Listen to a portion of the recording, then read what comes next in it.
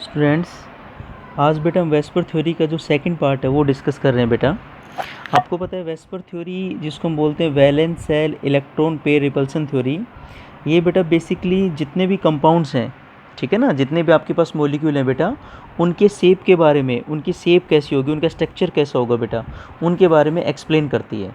ठीक है।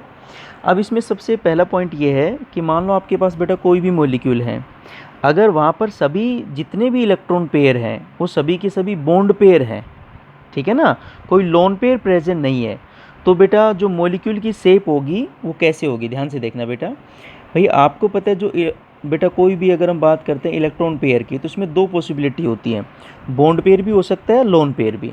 तो अब मैं पहले बात कर रहा हूँ कि अगर सभी के सभी बॉन्ड पेयर हों बेटा, ठीक है, तो इसमें बेटा पहला पॉइंट मैं ये लिख रहा हूँ, इफ़ ऑल इलेक्ट्रॉन पेयर्स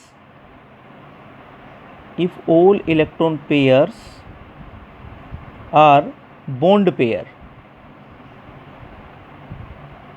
ठीक है बेटा, अगर जितने भी इलेक्ट्रॉन पेयर है बॉन्ड पेयर हैं, देन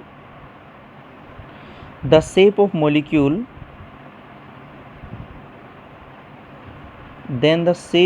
मॉलिक्यूल बेटा जो मॉलिक्यूल की शेप होगी वो कुछ इस प्रकार से होगी बेटा, ठीक है। जैसे बेटा मैं लिख रहा हूँ इलेक्ट्रॉन पेयर और बेटा एक तरफ मैं लिख रहा हूँ शेप, मॉलिक्यूल की शेप कैसी होगी भाई, ठीक है। मान लो बेटा इलेक्ट्रॉन पेयर दो हैं, ठीक है, तो बेटा मॉलिक्यूल की जो शेप होगी दैट इज लीनियर, ठीक है बेटा। अगर मान लो बेटा इलेक्ट्रॉन पेयर तीन है तो बेटा मॉलिक्यूल की शेप होगी that is trigonal planar. Clear. अगर बेटा चार इलेक्ट्रॉन पेयर हैं बेटा तो हो जाएगी टेट्राहेड्रल,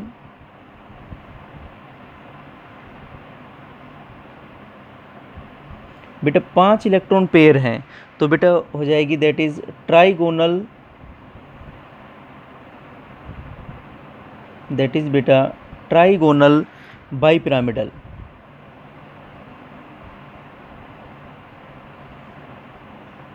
ठीक है बेटा। अगर मान लो बेटा इलेक्ट्रॉन पेयर 6 हैं तो बेटा हो जाएगी दैट इज ऑक्टाहेड्रल। मान लो बेटा आपके पास इलेक्ट्रॉन पेयर 7 हैं तो बेटा हो जाएगी पेंटागोनल बाईपिरामिडल। ठीक है बेटा। तो ये होगी मॉलिक्यूल की शेप अगर सभी के सभी इलेक्ट्रॉन पेयर हैं। ये जो बेटा टेबल बनाई थी ये दो साइंटिस्ट थे, सिडविग एंड पाउल। ये जो बेटा टेबल बनाई थी कि अगर सभी इलेक्ट्रॉन पेयर होंगे तो शेप कैसी होगी, दैट इज सिडविग एंड पाउल। ठीक है बेटा।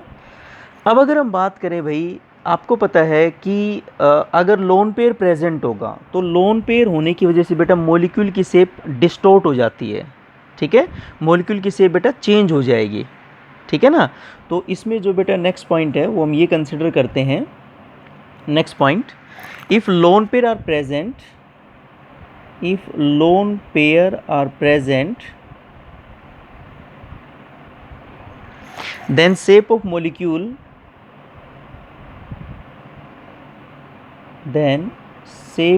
molecule या molecules becomes distorted।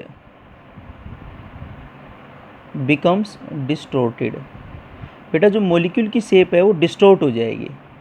क्यों डिस्टोर्ट होगी, ड्यू टू, इसके पीछे रीज़न क्या है, क्यों चेंज हो रही है बेटा, due to following type of repulsion, due to following type of repulsion. ठीक है बेटा। उसके पीछे रीज़न है कि ये रिपल्सन, कौन कौन से रिपल्सन होते हैं, मैंने आपको बताया था बेटा, एक पॉसिबिलिटी है लोन पेयर के बीच में रिपल्सन सबसे ज़्यादा होता है, फिर होता है बेटा आपके पास that is lone pair and bond pair के बीच में रिपल्सन थोड़ा कम होगा बेटा, और एक बेटा आपके पास रिपल्सन है that is bond pair repulsion. ठीक है। तो अगर लोन पेयर प्रेजेंट है तो मॉलिक्यूल की जो बेटा शेप है वो डिस्टोर्ट होगी, चेंज होगी, बिकॉज ये रिपल्सन होते हैं बेटा लोन पेयर के बीच में, loan pair and bond pair के बीच में बेटा, and bond pair and bond pair, ठीक है। और इसके पीछे आप कहोगे सर लोन पेयर के बीच में ज़्यादा रिपल्सन क्यों होता है? क्योंकि बेटा लोन पेयर है वो ज़्यादा स्पेस ऑक्यूपाई करता है, ये जो फ्री इलेक्ट्रॉन्स हैं वो ज़्यादा स्पेस ऑक्यूपाई करते हैं, ठीक है। मैं नोट डाल देता हूँ, note, lone pair occupy more space, ठीक है बेटा, सब ज़्यादा स्पेस लोन पेयर ऑक्यूपाई करता है बेटा। अब बेटा इसमें कुछ पॉइंट्स हैं, जैसे इसमें जो नेक्स्ट बेटा पॉइंट हम कंसिडर करेंगे वो पॉइंट ये है कि अगर मान लो दो या दो से ज़्यादा हमारे पास ऐसे मॉलिक्यूल हैं जिनके पास लोन पेयर और बॉन्ड पेयर अगर मान लो सेम है, ऐसे मान लो बेटा कोई दो मॉलिक्यूल हैं जिनके पास लोन पेयर भी बराबर है और बॉन्ड पेयर भी बराबर है, तो बेटा उनकी शेप भी, उनका स्ट्रक्चर भी सेम होगा। याद रखना बेटा, लिख रहा हूँ, इफ़ टू और more molecules, if two or more molecules have same number of lone pairs, same number of lone pairs and bond pairs, बेटा दो या दो से ज़्यादा मॉलिक्यूल जिनके पास लोन पेयर भी सेम है, बॉन्ड पेयर भी सेम है, then their shape is also same, then their shape is also same, तो बेटा उनकी जो शेप है वो भी बताओ क्या होगी, सेम होगी। क्लियर है? अब बेटा नेक्स्ट पॉइंट, अब बेटा ये कुछ ऐसे पॉइंट है जो आपको बहुत हेल्प करेंगे कॉम्पिटिटिव पर्पज़ के लिए भी, ठीक है बेटा।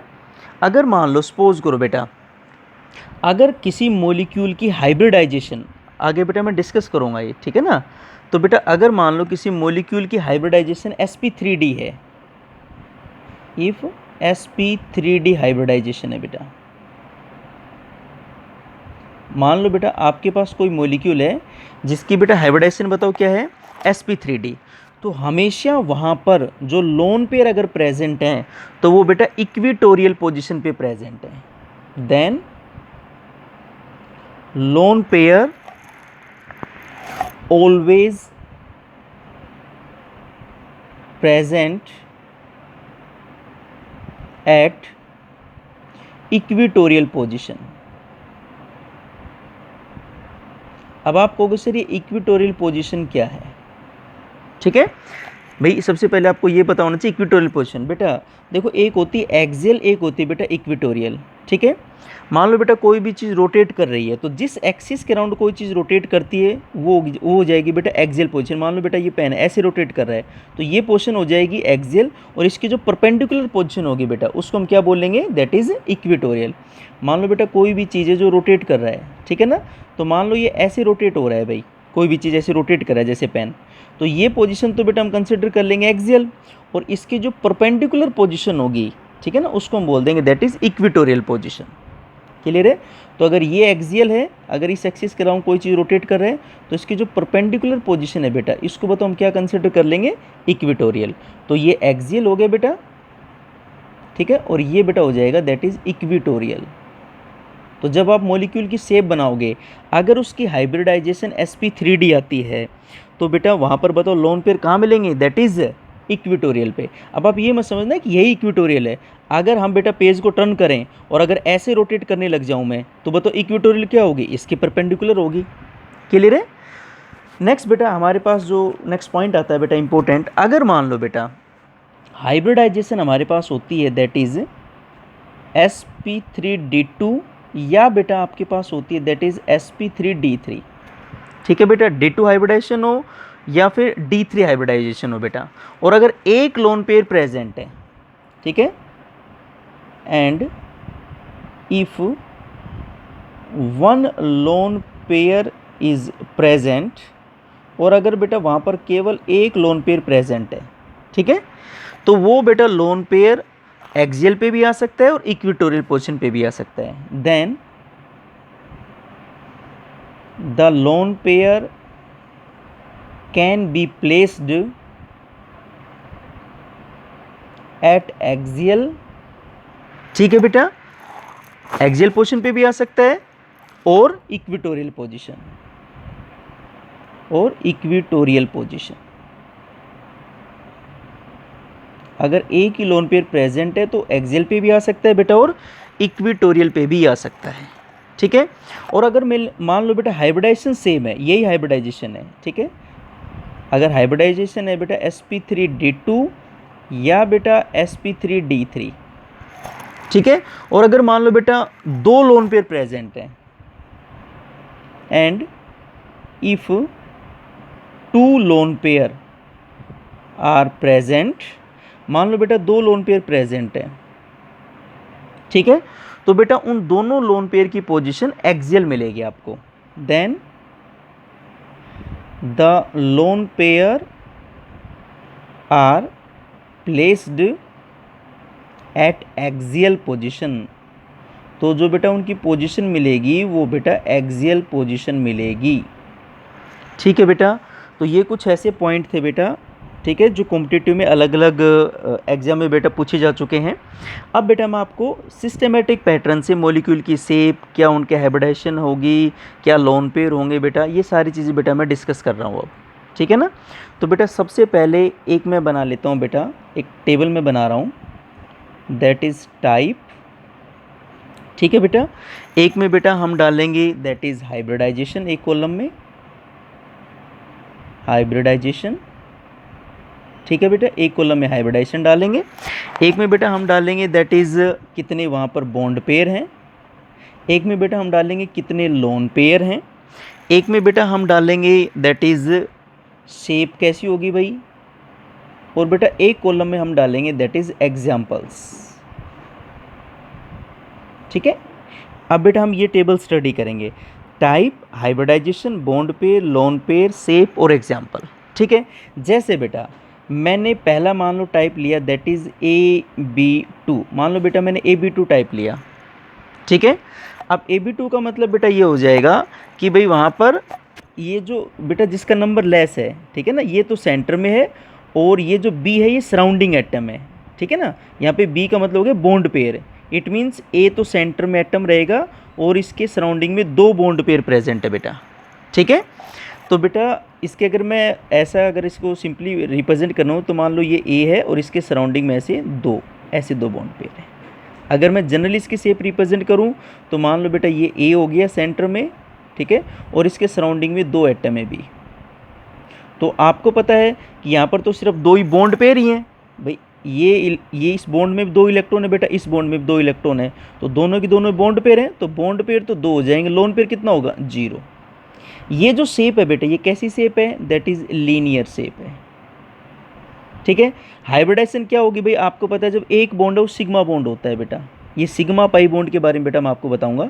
ये बॉन्ड है, ये भी सिग्मा बॉन्ड है, तो दो सिग्मा बॉन्ड है तो इट मीन्स दो हाइब्रिड ऑर्बिटल है, तो बेटा हाइब्रिडाइजेशन हो जाएगी sp हाइब्रिडाइजेशन बेटा। और बेटा अगर मैं एग्जाम्पल की बात करूँ ऐसे, अब मुझे एग्जाम्पल उन मॉलिक्यूल्स का देना है जिनकी हाइब्रिडाइजेशन बेटा sp हो, ठीक है, जिनकी शेप लीनियर हो, जिसमें बॉन्ड पेयर दो हों, तो बेटा बहुत सारे एग्जाम्पल हैं। जैसे बेटा मैं ले लेता हूँ दैट इज़ BeCl2 हो गया, बेरिलियम क्लोराइड बेटा, दैट इज़ BeF2 हो गया बेटा, बेरिलियम फ्लोराइड हो गया बेटा। उसके अलावा बेटा HgCl2, ठीक है बेटा, दैट इज़ मर्क्यूरी क्लोराइड बेटा, ठीक है। और बेटा एक होता है CO2, that is carbon dioxide. आपको पता है ना सॉलिड CO2 को हम ड्राई आइस बोलते हैं। दो चीज़ याद रखना, सॉलिड CO2 मतलब CO2 वैसे तो गैस होता है, लेकिन अगर हम इसको सॉलिड फॉर्म में कन्वर्ट कर दें तो बेटा ये ड्राई आइस कहलाएगा, ठीक है। It is also called solid CO2 को हम बेटा ड्राई आइस बोलते हैं, ठीक है। और इसको वैसे इसका नेम होता है, फिर इसका बेटा स्पेशल नेम यूज़ करते हैं प्री कोल्ड, ठीक है बेटा, दैट इज़ प्री कोल्ड इसका स्पेशल नेम हम यूज़ करते हैं, ठीक है। अगर बेटा मैं बात करता हूँ नेक्स्ट टाइप में, ठीक है, तो बेटा ऐसे हमारे पास देखो बहुत सारे टाइप बेटा हम स्टडी करेंगे, ठीक है। तो आप लोग अपने नोट्स बेटा पैरेलल बनाते रहना इन्हीं से, और बेटा इसके जो नेक्स्ट टाइप है वो हम फर्दर डिस्कस करेंगे बेटा।